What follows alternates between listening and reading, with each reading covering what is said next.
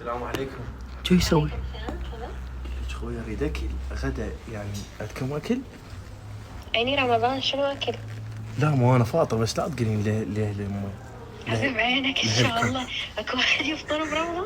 اي انا مو انا دب وما ماكو اتحمل. عيني ما مفتح الا ويا الفطور. زين بس لفه الله يخليك. ما عندنا ولا لفه.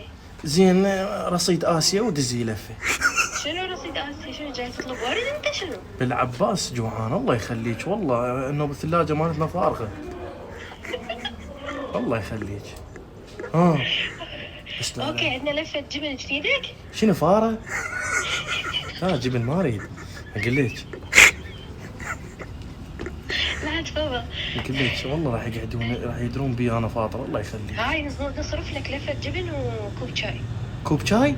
اي شلون تجيبون الشاي؟ الا بشراقي يلا حمي.